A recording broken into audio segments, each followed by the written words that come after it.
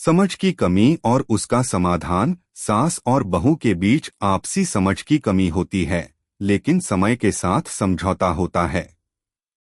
कहानी। यह कहानी एक छोटे से गांव की है, जहां एक संयुक्त परिवार रहता था। परिवार में बुजुर्ग सास, एक युवा बहू और उनके परिवार के सदस्य रहते थे। यह कहानी सास और बहू के बीच रिश्ते की जटिलताओं को बयान करती है और यह दिखाती है कि कैसे समय और समझौते से यह संबंध बेहतर हो सकते हैं।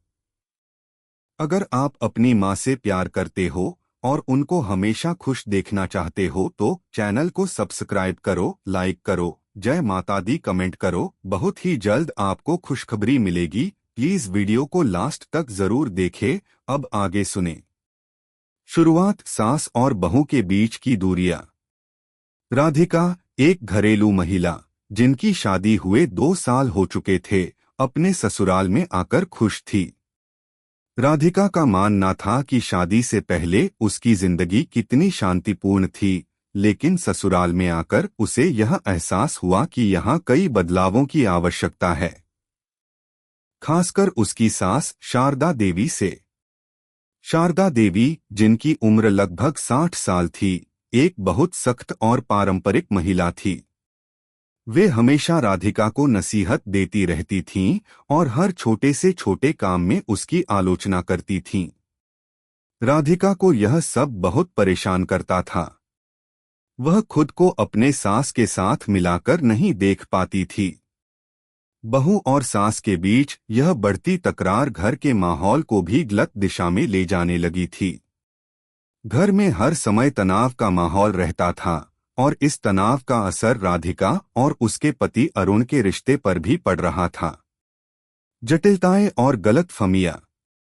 राधिका और शारदा देवी के बीच की सबसे बड़ी समस्या यह थी कि शारदा देवी राधिका को अपनी आदतों और परंपराओं को अपनाने के लिए बार बार दबाव डालती थीं।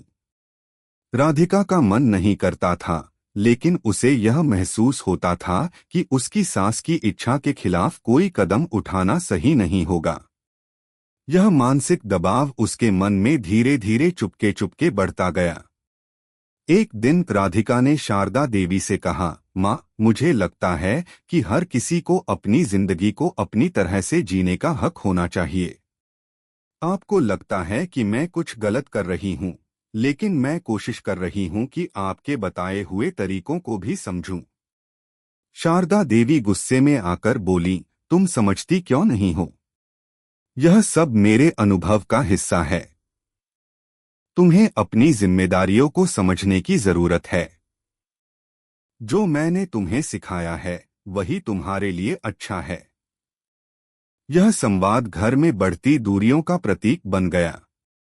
राधिका की समझ और शारदा देवी की पारंपरिक सोच के बीच की खाई दिन-ब-दिन गहरी होती जा रही थी। दोनों के बीच समझ का अभाव उनके रिश्ते को कमजोर कर रहा था। समाधान की ओर पहला कदम बातचीत और समझ। कुछ दिनों बाद राधिका को यह एहसास हुआ कि अगर यह तनाव वैसे ही चलता रहा तो यह दोनों के लिए ही नुकसानदायक होगा। एक दिन राधिका ने सोचा कि वह अपनी सास के साथ इस विषय पर खुलकर बात करेगी। वह शारदा देवी के पास आई और कहा, माँ, मुझे आपसे कुछ बात करनी है। मुझे लगता है कि हम दोनों के बीच कुछ गलतफहमियां हैं जो हमें एक दूसरे को समझने से रोक रही हैं। मैं चाहती हूं कि हम दोनों आपस में बैठकर अपने विचार साझा करें और कोई हल निकालें। शारदा देवी थोड़ी चौंकी, लेकिन फिर मुस्कुराते हुए बोली, तुम सही कह रही हो राधिका। मैं भी यह समझती हूँ कि हम दोनों को एक दूसरे को समझने की जरूरत है। इसके बाद राधिका और शारदा देवी ने कई बार बैठकर अपनी अपनी बातों को एक दूसरे से साझा किया। राधिका ने अपनी भावनाओं और समस्याओं को शारदा देवी के सामने रखा और शारदा देवी ने भी अपनी चिंता और दृष्टिकोण को व्यक्त किया। इस बातचीत से दोनों को यह समझ में आया कि उनकी समस्याएं केवल गलतफहमियों और अपेक्षाओं के कारण थीं। समाधान की ओर दूसरा कदम बदलाव और समझौता। राधिका और शारदा देवी ने तय किया कि वे एक दूसरे की आदतों और विचारों का सम्मान करेंगे और घर के माहौल को हल्का और सकारात्मक बनाए रखने की कोशिश करेंगे। राधिका ने अपने सास की परंपराओं को अपनाने की कोशिश की, लेकिन उसी के साथ वह अपनी व्यक्तिगत पहचान को भी बनाए रखना चाहती थी। वहीं शारदा देवी ने भी यह समझा कि राधिका को स्वतंत्रता और समझ का मौका देना आवश्यक है। एक दिन राधिका ने शारदा देवी से कहा, माँ, मैं जानती हूँ कि आप मेरी भलाई के लिए मुझे यह सब सिखाती हैं, लेकिन क्या आप नहीं सोचती कि कुछ चीजों में मुझे अपनी राय रखने का भी अधिकार होना चाहिए? शारदा देवी मुस्कुराते हुए बोली, तुम सही कह रही हो राधिका।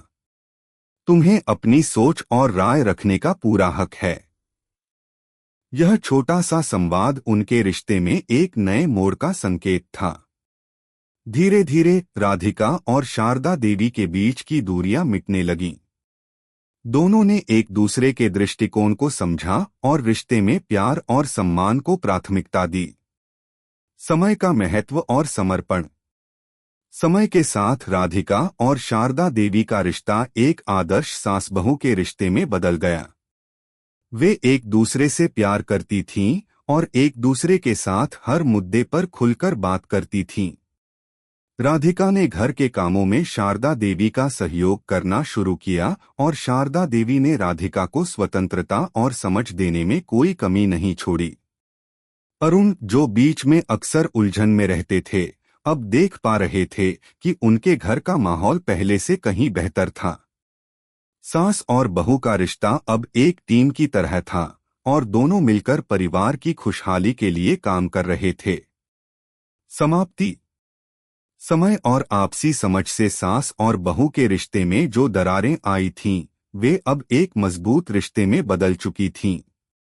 यह कहानी यह बताती है कि सास और बहू के रिश्ते में संघर्ष हो सकता है, लेकिन अगर दोनों एक दूसरे को समझने और सम्मान देने का प्रयास करें, तो रिश्ते में विश्वास और प्यार बढ़ सकता है। समय, समझौता और संवाद के माध्यम से किसी भी रिश्ते को सुधारा जा सकता है। कैसी लगी आपको कहानी? प्लीज कमेंट करो, लाइक करो, सब्सक्राइब करो। धन्यवाद।